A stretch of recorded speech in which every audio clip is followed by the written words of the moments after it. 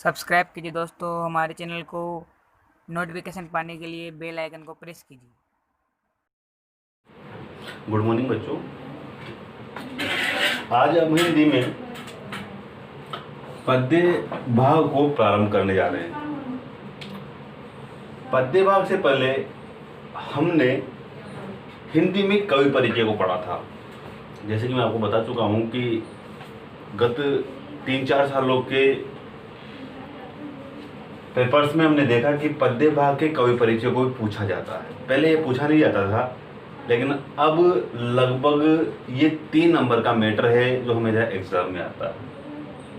सूरदास जी के जिस परिचय को हमने पढ़ा है वो इतना विस्तृत नहीं था। शॉर्ट और महत्वपूर्ण बिंदु मैंने आपको लिखाए थे, उन बिंदु को आपको पढ़ लेना है। सूरदास जी का जन्म कब हुआ, उनकी मृत्यु कब हुई, उनके गुरु का नाम क्या है, उनकी प्रमुख रचनाएं कौन कौन सी है और कौन सी रचना ऐसी है जिसके लिखने पर उनको प्रसिद्धि प्राप्त हुई। जैसे कि उनका जन्म 1478 में रेणुका गांव में हुआ था, मृत्यु पारसौली में 1583 में हुई थी, जन्म 1478 में हुआ था। गुरु का नाम वल्लभाचार्य था, जिन्होंने उन्हें पुष्टि मार्ग का पंथ को दिखाया, बताया और उस राह पर ये चले भी। उसके बाद में कहा जाता है कि इनके करकमलों द्वारा 3 रचनाएं लिखी गई थी, जिसमें सबसे महत्वपूर्ण रचना सुरसागर को माना जाता है। सुरसागर, सुरसारावली और साहित्य लहरी 3 रचनाएं इनकी प्रमुख मानी जाती है। आगे कहा जाता है कि ये जनवान थे। कहीं जनश्रुति के माध्यम से पता चला कि एक बार ये एक अंधे कुएं में जाकर के गिर गए थे। श्री कृष्ण भगवान द्वारा जब इनको निकाला जाता है तो इन्होंने कहा कि मैं अपनी आंखों से पाप दुनिया को नहीं देखना चाहता, मैं तो आपके ही दर्शन चाहता हूँ। उसी समय श्री कृष्ण भगवान ने इनको ब्रह्म चक्षु दिए, जिससे केवल ये श्री कृष्ण भगवान को देख सकते थे, इस दुनिया को नहीं। तो इस प्रकार से कहा जाता है, ये जनश्रुति है, ये किंवदंती है, पुराने लोगों द्वारा ऐसा कहा जाता है। तो हमें तो ये याद रखना है कि इनका जन्म कब हुआ, इनके गुरु का नाम क्या है, इनकी मृत्यु कब हुई थी, इनकी प्रमुख रचनाएं कौन कौन सी है। और इन्होंने पुष्टि मार्ग को काफ़ी आगे तक ये ले गए थे। इस पंथ को पुष्टि मार्ग एक ऐसा पंथ है जो ईश्वर के मार्ग को बताता है।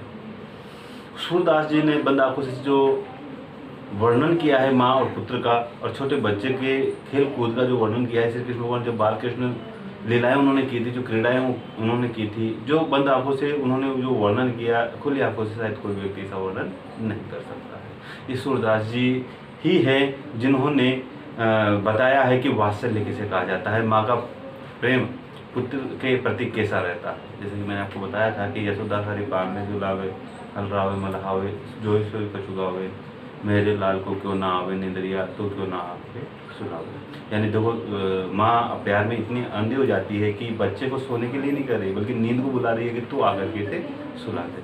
तो ये जो प्रेम है, ये माता का प्रेम बच्चे के प्रति है, और इस प्रेम को वात्सल्य कहा जाता है। इन्हीं कारणों से सूरदास जी को वात्सल्य का सम्राट कहा जाता था। चलो, ये सब चीज़ें हमने पढ़ ली है। 3 नंबर का ये मैटर है, और आप लोग अपने फिंगर्स पर ये याद कर लें, जन्म, मृत्यु, गुरु का नाम और इनकी प्रमुख रचनाएं, प्रमुख उपलब्धि। बरमर गीतसार भी इन्होंने लिखा था। बरमर गीतसार जो सुरसागर का ही एक पार्ट माना जाता है, थोड़ा उसे भी पढ़ लें आप लोग। चलो, कुछ पंक्तियाँ मैंने लिखी है इसी स्टेंजा में। पद्य भाग है हिंदी का, और सूरदास जी के करकमलों द्वारा ये लिखी गई थी। पहले हम पद्य भाग को पढ़ने से पहले इनके शब्दार्थ याद कर लें। शब्दार्थ में क्या क्या चीज़ें याद करनी है। जैसे कि एक शब्द आया है खोरी। खोरी का एक शब्दार्थ होता है गली। ये याद कर लें कि खोरी को क्या कहा जाता है, गली। एक शब्द आया है कोरी, इसका मतलब होता है दहलीज।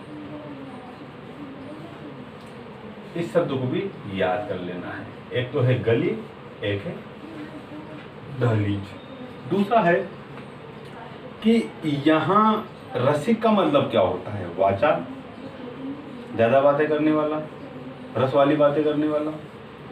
बुराई का अर्थ क्या होता है, बुराई का मतलब भोली, सरल साधारण स्वभाव रखने वाली, भोली। तो ये चीजें हमें याद कर लेनी। इन चीज़ों को याद करने के उपरांत हमारे लिए बहुत आसान हो जाता है किसी भी पद्य भाग की पंक्तियों को समझना। बड़ा महत्वपूर्ण बिंदु ये है कि इनके ही शब्दार्थों को थोड़ा थोड़ा सभी तरीके से याद कर ले। जैसे पंक्तियाँ हमारे पास आती है, हम उसके अर्थ को निकाल लेते हैं।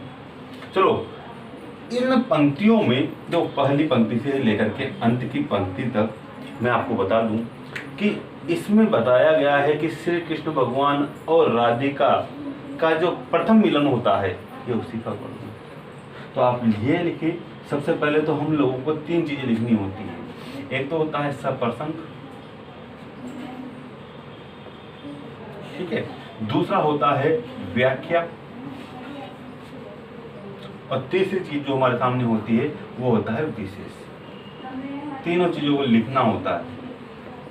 सब प्रसंग में क्या होता है, कवि का नाम आता है, किताब का नाम आता है, जो पुस्तक हम पढ़ रहे हैं उस पुस्तक का नाम आता है, और किसके बाद किसका वर्णन हो रहा है वो आता है। व्याख्या, जैसे पंक्तियां हैं इनका ही वर्णन व्याख्या के अंतर्गत आता है, और विशेष में आता है अलंकार इत्यादि, भाषा आदि। इसकी भाषा जो है मैं आपको बता दूं वो है ब्रज भाषा। सूरदास जी की भाषा का नाम क्या है, ब्रज भाषा। तो अब कैसे हम सब प्रसंग करेंगे, अगर एग्जाम में आ जाता है ये पंक्तियां, इनका सब प्रसंग व्याख्या कीजिए, तो सब प्रसंग में क्या करना है, प्रस्तुत पद्यांश हमारी पाठ्य पुस्तक से जिससे लिया गया है, इसमें इस सूरदास जी के कर कमलों द्वारा इसे रचा गया है, तो कवि का नाम आ गया।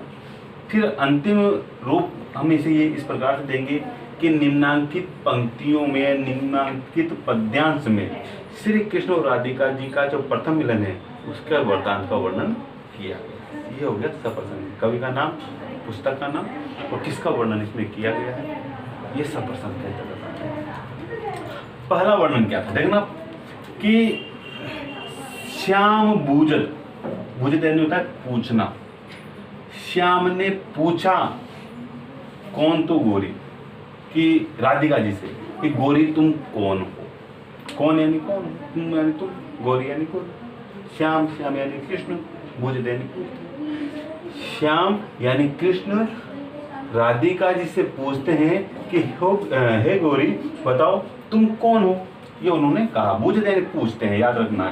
श्री कृष्ण ने पूछा हे गोरी तुम कौन हो, तू कौन है यानी तुम कौन हो, कहाँ रहती, तुम्हारा निवास स्थान कहाँ है, कहाँ रहती हो, निवास स्थान कौन सा है, काकी है बेटी, तुम किसकी बेटी हो।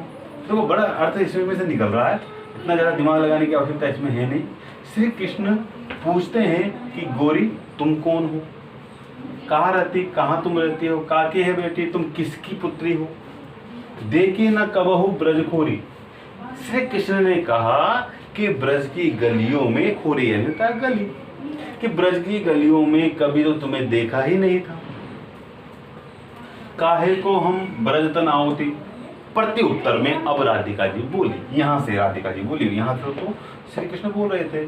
श्री कृष्ण ने पूछा तो गोरी तुम कौन हो, कहाँ रहती हो, निवास स्थान कौन सा है, तुम किसकी बेटी हो, ब्रज की गलियों में कभी देखा नहीं।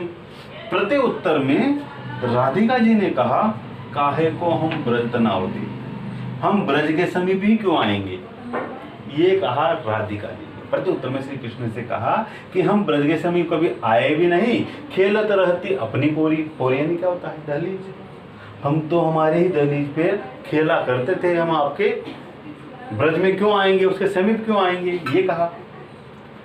तुम्हारो का, फिर उसके बाद में क्या हुआ, चलो हमने पढ़ा कि उन्होंने कहा कि काहे को हम ब्रज तना होती।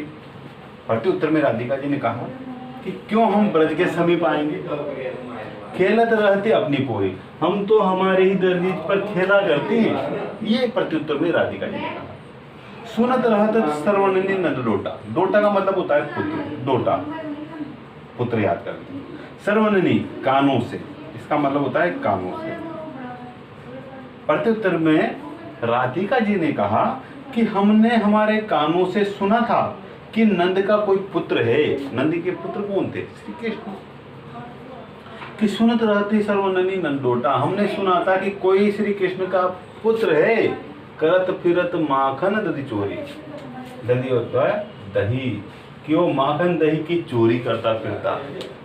राधिका जी यानी क्यों आई वहां पर मथुरा में, उस पुत्र को देखने जो दही और माखन की चोरी करता है, इस वजह से आए हम। तो उन्होंने कहा कि तुम किसकी बेटी हो, तुम कहाँ रहती हो, हमने तो कभी तुम्हें ब्रज की गलियों में देखा नहीं। उसने कहा कि हम ब्रज की गलियों में क्यों आएंगे, हम तुम्हारे दहलीज में खेला करते हैं। लेकिन यूँ सुना कि नंदी का कोई पुत्र है जो माखन और दही चोरी करता है, ये हमने सुना, बस उसी को देखने हम आए हैं, ये कहा राधिका। प्रत्युत्तर में फिर श्री कृष्ण भगवान बोले, तुम्हारो कहाँ चोरी हम ले, बताओ तुम्हारा क्या हमने चुरा लिया है जो हमको चोर कह रही हो। ये कहा श्री कृष्ण भगवान। खेलन चलो संग मिली जोरी, अब जब चोरी कह दी, चोर हमसे कह दिया है तो ऐसा करो हमारे साथ खेलने तुम चलो एक बार, ये उन्होंने कह दिया। सूरदास प्रभु रसिक सरमोन, सूरदास जी ने कहा रसिक वाचाल, सूरदास जी ने कहा प्रभु श्री कृष्ण वाचाल लोगों के शिरोमणि हैं, अर्थात वाक चातुर्य हैं, बोलने में निपुण हैं। बात ने बुराई राधिका भोरी, बुराई यानी बोली, बोली राधिका को, बोली राधिका जी को अपने बातों में उन्होंने फंसा लिया। तो श्री कृष्ण भगवान ने क्या किया, अपने वाक चातुर्य से राधिका जो पूरी सरल स्वभाव की थी, अपने बातों में उसे उलझा दिया। अर्थात कहने तात्पर्य है बातों में उलझा करके अब वो राधिका जी के साथ खेलने लगी। तो ये था इसके व्याख्या। तो आप लोग एक चीज याद रखें, सब प्रसंग में क्या आता है कल फिर बताऊंगा मैं आप लोगों को। एक चीज तो आप याद रखना कि यहाँ इस स्टेंजा का अर्थ क्या निकलता है, ये स्टेंजा पूरी तरह से याद कर लें। भूजल श्याम कौन तू गोरी, श्री कृष्ण ने पूछा राधिका जी से कि तुम कौन हो, कहाँ रहती हो, किसकी तुम बेटी हो, ब्रज की गलियों में कभी तुम्हें देखा नहीं। प्रत्युत्तर में राधिका जी ने कहा काहे को हम ब्रज तना होती, क्यों हम ब्रज के समीप आएंगे, हम तो हमारी दहलीज पर खेला करते हैं। प्रत्युत्तर में फिर श्री कृष्ण भगवान ने फिर उन्होंने कहा राधिका जी ने कि सुनत रहत सर्वने नंदोटा, हम तो सुनते रहते हैं कि कोई नंद का पुत्र है जो यहाँ वहाँ फिरता रहता है और दही माखन की चोरी करता है। कृष्ण ने कहा तुम्हारा कहाँ चोरी हम लिए, हमने तुम्हारा क्या चुरा लिया है।